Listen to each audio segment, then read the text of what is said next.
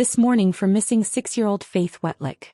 The last time we heard from investigators yesterday evening, they told us that they are following up on every lead and asking for help from the public to help bring this little girl home safely. Just before 3 p.m., 6-year-old Faith Marie Swetlick skipped off the school bus from Springdale Elementary School.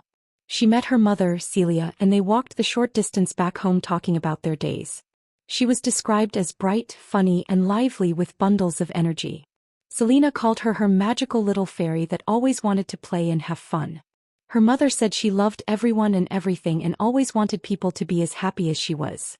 Selena said her daughter was always the first one to give a compliment, even randomly to people she's never met before, who couldn't go anywhere without her stopping 3 or 4 different people to compliment them.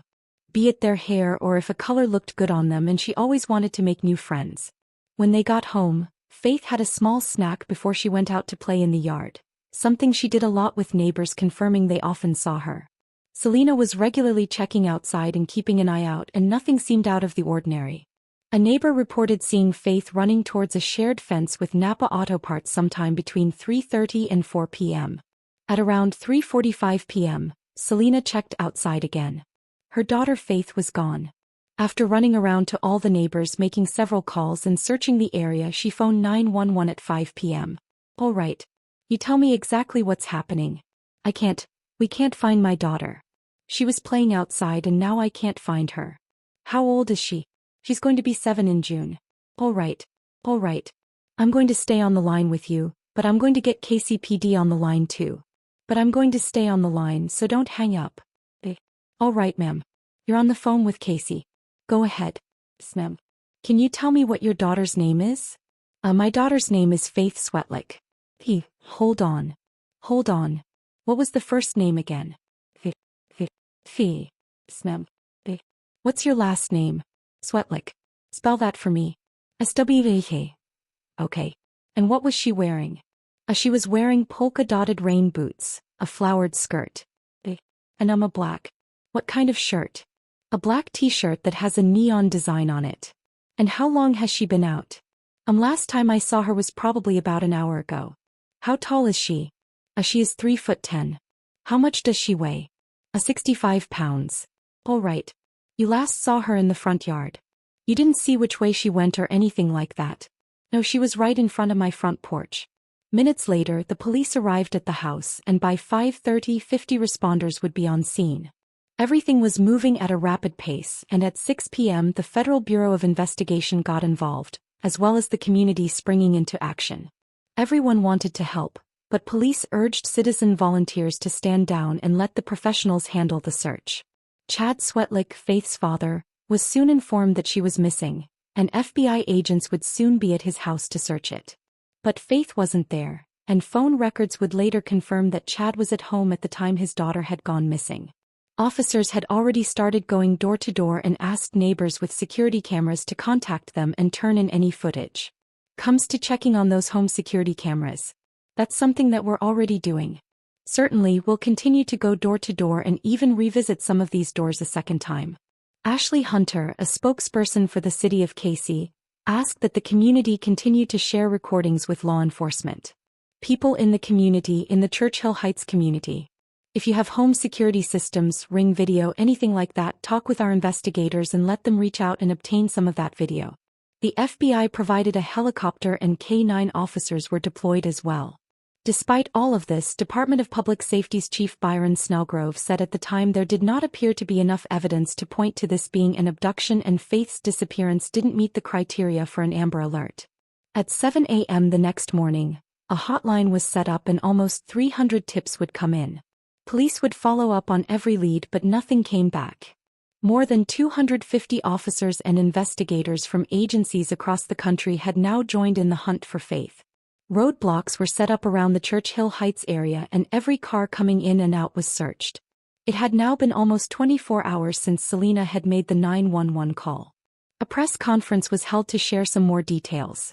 "We've all been gathered here for one thing today, and that's to find Faith. The last time Faith was seen, she was wearing a black shirt with the word peace across the front of it. The photos that you have, her hair is a little bit longer than it is today. We're trying to get pictures of that, but that's been cut to about shoulder length or just above. Faith's parents are anxiously awaiting her return. What we would like to ask is that you hold on to this phone number 80320544444. And we specifically ask that the residents of Churchill Heights here in KC who have cameras such as surveillance cameras around their houses, doorbell cameras, Ring doorbell cameras, anything like that, anything that records and have any type of recording on their devices between the time of 2 and 5 p.m. yesterday. Please call us at that number. Let us know that you have that recording. We'll come get it, look at it, and it may be key in us proceeding with this case. Now again, we're here for one reason. We're here to find Faith. Authorities still didn't know if Faith had simply walked away from her home and become lost or maybe injured or if she'd been abducted. But by now, it was seeming less and less likely that the 6-year-old had gone off of her own accord. Investigators released footage from the local school bus to show everyone what Faith was wearing that afternoon, hoping to generate some more leads. She was wearing polka-dot rain boots and a black t-shirt with the word peace on it. During their intensive search, authorities interviewed a number of people, including Selena, her live-in boyfriend Carter, and Faith's father Chad. At this point in time, police said they weren't ruling anyone out, and one of the detectives said there were no clear suspects, but members of Faith's family would soon be cleared after searches of homes, analysis of phone records, and alibis ruled everyone out. On February 12th, police released an image of 2 cars seen leaving the area Faith lived in around the time she was last seen. But the drivers of the cars were quickly located and ruled out as well, and the police were back at square one. There was still no sign of Faith and no clues pointing to where she might be. The morning of Thursday, February 13th, was the scheduled day for the bins to be collected and emptied. Officers quickly needed to do one last search before any evidence in anyone's bin was taken away. While they were searching through the bins at the homes around Piccadilly Square, they found something at number 602 and clearly just in time. They described the evidence as critical, but didn't immediately reveal what it was. Whatever they had found, it led them back to the woods. After quickly pulling together and remapping the route and area they needed to focus on. Less than half an hour later, the search for Faith Wetlick would come to a devastating end. Byron Snellgrove was looking through the wooded area once more when he found her body in a shallow grave less than 200 feet from her home. It would later be determined that she had died of asphyxiation just hours after she had been abducted and her body had been moved. A mere matter of minutes after Faith was found, officers were alerted to something else. Back at Piccadilly Square, a man had been found bleeding and dead on his back porch. He was not identified and police initially kept quiet about whether or not there was a link between the two. Since our last briefing this morning, we've had several developments to share with you. It is with extremely heavy hearts that we are announcing that we have found the body that the coroner has identified as Faith Marie Swetlick. We are now treating this case as a homicide. As this community has been working hard to find Faith and bring her home safely, we wanted you to know as soon as possible. At this time, no arrest has been made. You need to know that this is a fluid investigation and that we are working diligently on it. We also need to inform you that during the course of our investigation, a deceased male was located in the Churchill Heights neighborhood. That investigation has just begun. At this time, we feel there is no danger to the community. We will continue to provide more information as it becomes available. We will not be taking questions. Thank you. All I could think of was my own kids if something were to happen to them. Oh, I think it was terrible. I feel bad for the family. I feel bad for all the people involved. Former Vice President Mike Pence even gave a statement offering his full support to the police as they continue to investigate the case. And as your Vice President and as a father, let me say we were deeply saddened to receive word this afternoon that the remains of Faith Swetlick, a 6-year-old girl who went missing from her parents' front yard just 3 days ago, have been found. A few moments ago, I spoke on the phone with FBI Director Christopher Wray, and I have assured Governor McMaster that he will continue to have the full resources of the federal government made available in this investigation. The man that had been found on his porch would soon be revealed to be 30-year-old Cody Scott Taylor. But who was he? And what link, if any, did he have to Faith? Hours after a little girl disappeared from her yard, investigators are now revealing more details about her death. Police say that the body of a man found in the same South Carolina neighborhood is connected to the death of 6-year-old Faith Wetlick. Those who knew Cody said he was a loner who constantly had a negative outlook on life. They claimed that Cody had described himself as someone that lived without hope, was asexual and an incel. He lived with roommates who he worked with, and his roommates said that Cody had expressed feelings of depression as well as suicidal thoughts, and he mostly kept to himself. Cody had enrolled at the University of South Carolina at Columbia and studied mathematics, but there is no record of him graduating, and according to some sources he dropped out in 2009. Aside from a few traffic violations, he had no history with the police. He had moved between jobs a lot, but was working at a Wingstop alongside his roommate at the time. As soon as they found Cody's body, police began to piece everything together and connected the dots over the coming hours and days. Although he seemingly had no link to Faith in any way, the evidence the police described as critical was found in the bin that belonged to his home. Investigators believe that Cody took Faith from her yard, but it remains unconfirmed how he abducted her and whether he used any kind of force or lured her away. It is believed that he asphyxiated her in a matter of hours after abducting her and somehow managed to conceal her body in his apartment for 2 days without investigators finding her when they searched the place twice. On February 12, while searching the area, police had actually knocked on the door of Cody and his roommate. Cody wasn't home, so officers spoke to his roommate and took a look around. A full laundry bag was in the house, one which his roommate identified as Cody's, and detectives took a DNA sample from it. They also noted that Faith's missing persons poster was lying on a table. After they were done with the search of the property, Cody's roommate's alibi had checked out. The investigators left. When Cody returned from work that day, his roommate recalled him acting in a strange and erratic way. His roommate would also soon realize that since Faith had been missing, the apartment had started to develop a strong and odd smell. He said he initially dismissed the odor as being cheap air freshener that Cody was using to try and conceal the smell of weed. But his roommate did note that Cody never actually used air freshener, and this in itself seems strange. Later that day, just before 6 p.m., police returned to search the pair's apartment again. This time hoping to get an interview with Cody, which they did. When he was asked about his whereabouts, he was unable to give them a strong enough alibi. He said he was sleeping at home alone. Officers left again, finding nothing out of place. But they would soon realize that same day a surveillance camera was collecting footage which would become invaluable. The footage showed officers going through the wooded area in their search for Faith. At around 1 a.m. on what was now February 13th, the same camera picked up something else. It captured a light coming from a spot in the same area of woods. Someone was moving around in the dark and using something to light up the area. Someone police would later confirm was Cody Taylor. 6 hours later, just before 7 a.m., cameras picked up Cody walking through the streets and going to a Walmart on Augusta Road. He wandered around the garden department for about 20 minutes, telling an employee he was working on his garden, but didn't know what to buy. According to sources, Cody's roommate was emphatic that Cody had no interest in gardening. He also told investigators that Cody rarely had discretionary money, but had just gotten some money from his workplace in the hours before the trip. The employee at Walmart would later tell police Cody grabbed random seeds from a display and appeared to have no plan for his garden.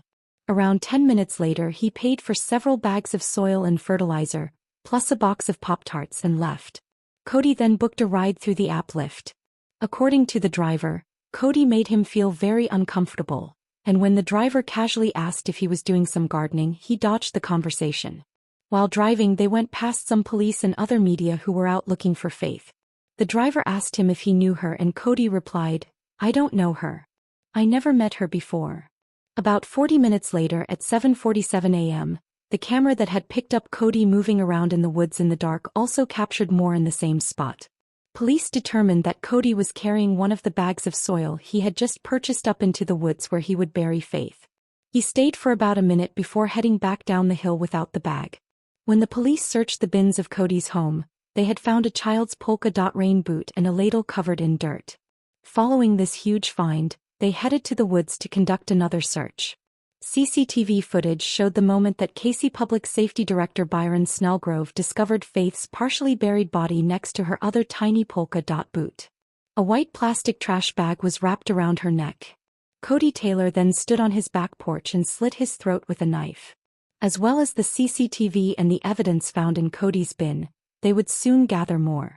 When Faith's body was examined, she was found to have Cody's DNA under her fingernails. Her DNA was also found on the ladle along with Cody's, and both sets of DNA were found in the black laundry bag. All evidence, endings and facts point to the exact same conclusion. Cody Taylor abducted and murdered Faith Marie Swetlick and was the sole perpetrator of this horrible case, said Byron Snellgrove. They also believed that Cody acted alone. It was announced that Faith's funeral expenses would be covered by a funeral home, and on February 21 a public memorial was held for her. That was Faith Swetlick's favorite song, and it was a somber night for the city of Casey as the community said goodbye to the 6-year-old who captured the hearts of so many. Trinity Baptist Church opened its doors to hundreds who came to pay their respects to Faith. And before the service tonight, people lined the streets for this procession from her home in the Churchill Heights neighborhood to the church. This colorful tow truck carried Faith, her mother, and her pink bicycle to the service. David Bates is the owner of Diligent Towing in Lexington. He's also a neighbor and friend of Faith Swetlick's family. So he reached out to Faith's family and asked how he could help. He offered up his pink tow truck to escort Faith's mother and her ashes to Trinity Baptist Church for her memorial service. The community's come together 100%. I mean, we're all blessed to be a part of this. The pink truck towing Faith's bicycle on the back joined dozens of motorcycles and tow trucks with a 2-mile procession to the church. One by one, motorcycles and trucks pulled into the church, greeted by hundreds more, there to show their respect for the little girl who made a big impact during her short time here on earth. Faith will be somebody that we remember for the rest of our lives. Hundreds of people, including first responders and officers, turned out to pay their respects, with many wearing pink and purple, Faith's favorite colors. In Selena's words, the sparklier the better. Faith loved getting letters and writing notes, so journals were set up, and her family wanted everyone to write a few words or draw a picture in colorful pens. It would take a year for the authorities to officially close the case. It's impossible to know exactly what happened that afternoon and why it did. Police confirmed that all the evidence pointed one way, but sadly there are still so many more questions that can never be answered. No motive has ever been determined for the crime and likely never will be. Cody left no suicide notes or any other information in his home indicating why he had done this. Multiple agencies have tried to access the data from Cody's phone but have not succeeded, and no evidence was found on his computer. While Casey police concluded their part, the FBI investigation is still ongoing, as is a review by the State Law Enforcement Division. In July 2021, the director of Casey Department of Public Safety, Byron Snellgrove, who played such a vital role in Faith's case, announced his retirement after more than 35 years in law enforcement. For me, after 65 hours of searching, the memory of finding the small body of Faith Marie Swetlick in a shallow grave on the morning of February 13, 2020 will never ever leave me. This tragic case has taken a toll on officers who were dedicated to finding her. Nearly 1 year later, they haven't forgotten. The disappearance and murder of Faith Marie Swetlick immediately became and always will remain incredibly personal for each of us. Faith's death evidently had a profound impact on the community in which she lived. One that will continue to be felt for a long time to come. Springdale Elementary School unveiled a buddy bench that had been dedicated in memory of Faith. If you feel like you don't have a friend to play with, you can go sit down on a buddy bench and somebody else will come and sit down with you and talk to you, or somebody will come up to you knowing that you need a friend, and then kids are awesome that way, and then they can go and play together. In Selena's eulogy for her daughter, she asked the people continue to honor Faith's memory through love. Something she said was the most important magic. She asked that they try and be a little more like Faith, to be more kind, to compliment a stranger, to dance in the rain, to stop and smell the flowers, to just show a little bit more love to everyone you meet.